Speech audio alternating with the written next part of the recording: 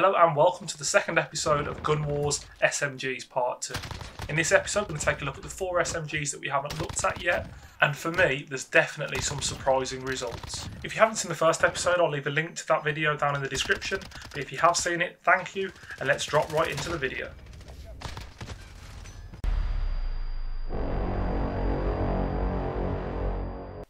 So we're going to start our video again by looking at the damage profiles for each of the weapons that we're putting under the microscope today. So these weapons are the AUG, the Uzi, the Bizon and the Striker. So the first thing to note is that the damage profile for all of these 4 weapons is exactly the same. These 4 weapons really are the heavy hitters when it comes to close quarters fighting. However, if we go to the shots to kill column, you'll see that although the damage is the same, the shots to kill ranges are slightly different, and that's because the range of the weapon itself comes into play, and we'll go into that in a little bit more detail later on in the video. The next column along is the RPM column, the rounds per minute. And as you can see, the AUG takes this column, and I was actually very surprised by this, as from using the weapons myself, I don't particularly think the AUG fires fast, but compared to the rest of the guns, apparently it does. Finally, if we go into the final 3 columns, we have the reload, the ADS and the movement speed, and the Uzi takes all 3 of those, which suggests to me that the Uzi, straight out of the box, would be perfect for the classic runner and gunner. Again, we've skipped over the mag column, and that's just because when we put the attachments on the guns, we can completely change the size of the mag anyway to negate that column. So speaking of attachments, let's move on and look at each of the guns individually and see what we can do with them. So the first gun that we're going to take a look at is the AUG. As I've already mentioned, it isn't my favourite gun to use in the game, but I'll try and be as unbiased as possible. So what I have to say about this gun is it's, for an SMG, it has a high damage and a high fire rate. So combined, you'd expect it to be good at close quarters. However, it has quite a slow aim down sight speed, which really does let it down. So I actually see the AUG as more of a bridge between the SMG and the AR. So what you'll see when we look at the attachments that I've chosen to add on it is that they automatically make it more assault rifle-esque. So the attachments that I've gone for are the monolithic suppressor, the 407mm extended barrel, the tactical foregrip, the 5.56 NATO 30 round mag, that gives us a few more bullets than the base, and finally the perk full metal jacket to keep this gun as powerful as possible in all situations. So what those attachments give us is slightly increased accuracy, considerably increased damage and range, and slightly increased control. We do lose some of the fire rate and mobility, but hopefully that massive increase in damage will make me like this gun a lot more than I currently do. So let's give it a go and see what it's like in some gameplay. Allied cluster strike. Kill confirmed.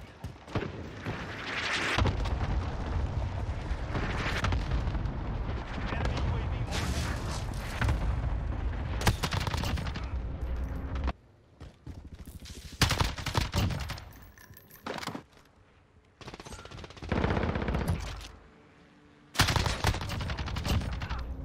We have a personal radar drone ready for escort.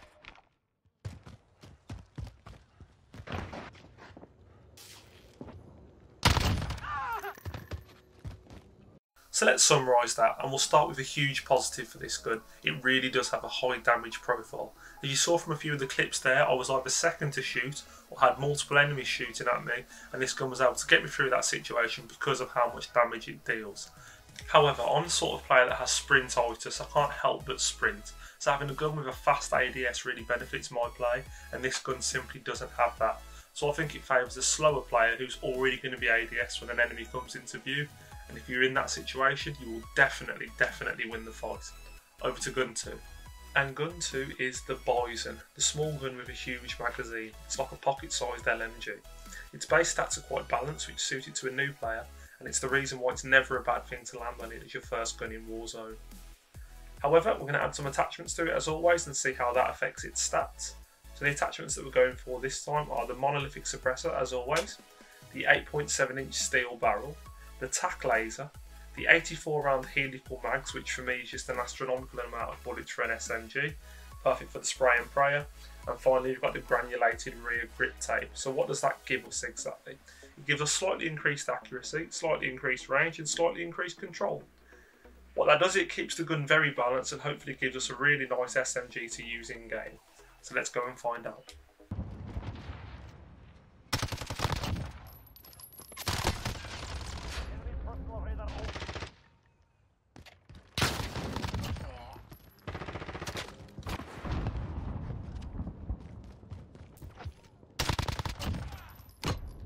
personal radar.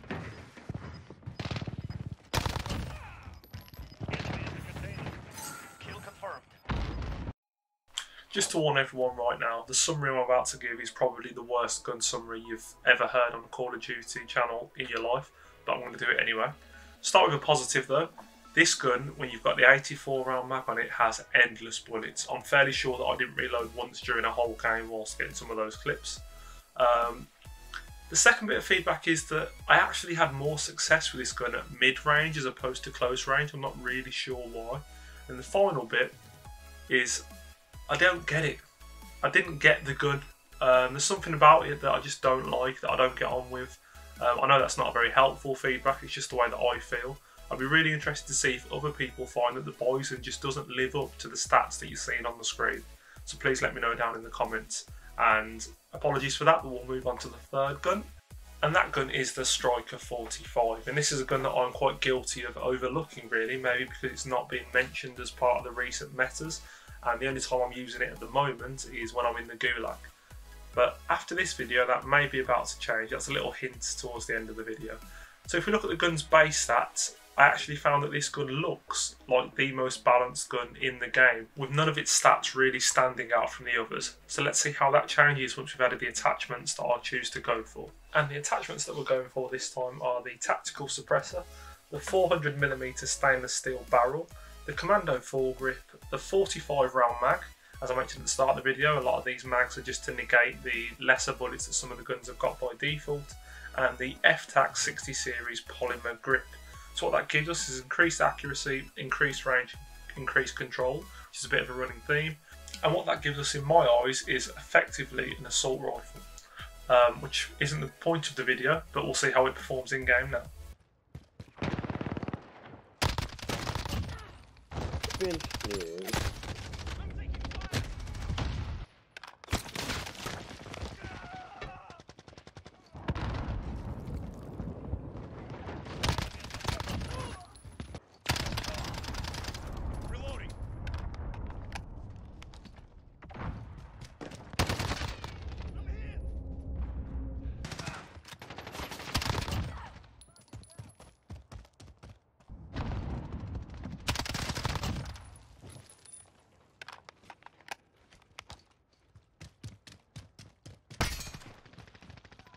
Enemy at the scaffold.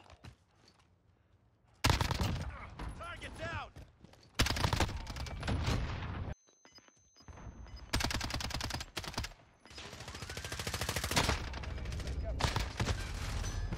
So how do we summarise the Striker? In just 3 words, I am impressed. The gun has a remarkably low recoil, so when you're shooting it basically stays on the target. I'd say it's the SMG equivalent of the Grau that everyone's currently using. My only slight gripe with it has a slower fire rate. I feel like if it had a higher fire rate, it would unbalance the gun and make it too overpowered for use.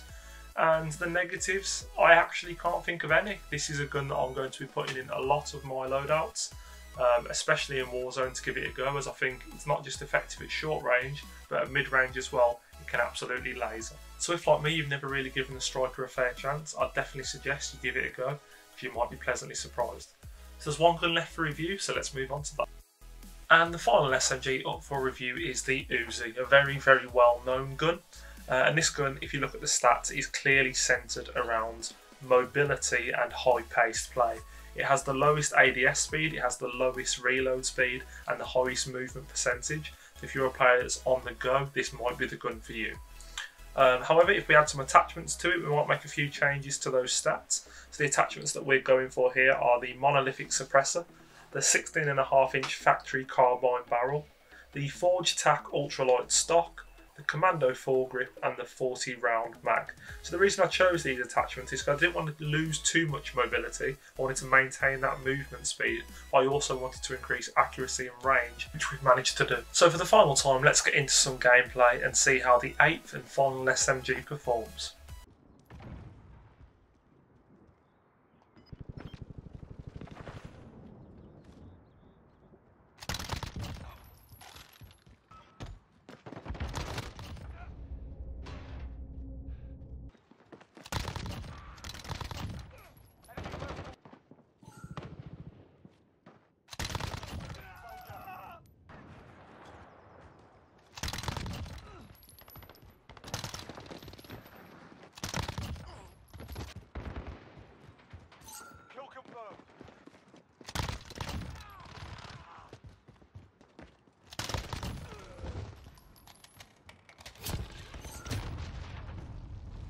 So I've got two big positives for the Uzi. The first one is that the All That Glitters blueprint and camo is by far the best one in the game. It makes me want to use this gun regardless of how it performs in these tests, but I probably shouldn't include that in a SMG comparison. The second and real positive for this weapon is its hip-fire accuracy. Although it already has the fastest aim down sight speed, you almost don't have to when you're in a close quarters gunfight. Hip-fire accuracy will get the job done. A minor negative for this gun is that it's limited to close range fights only, I've found. Whether that is an actual negative, because if you're using this gun you probably will be using it at close range. You won't be using this as your mid to long range weapon. That's just something I thought I'd raise. And finally, the big negative for this weapon is that it does have a slow RPM. It doesn't fire bullets very quickly, so you do have to make sure you hit the ones that you are getting off in order to get that kill. There's no spray or praying with this one. And that concludes the two-part video into the SMGs, so let's take a final look at a bit of a tier list for how we'd rank the 8 SMGs in Call of Duty Modern Warfare. So here we have it, the final standings. I'm giving the S tier to the P90 and the Striker 45, two very different guns but both equally as effective. The A tier I'm putting the Fennec and the MP5. These are two guns that I expect most people to run because they're quite balanced and they're easy to use. The B tier is going to the MP7 and the Uzi, mainly because I don't see these as primary weapons, but I'll quite happily pick them up and run them as a secondary. And finally, the C tier is going to the Bizon and the AUG. Not because I think they're terrible, just because I think I'd like to avoid them if I can. Thank you for watching the video, and as we are a new channel, please don't forget to like, comment and subscribe if you enjoyed it, as that'll really help us out. Thanks.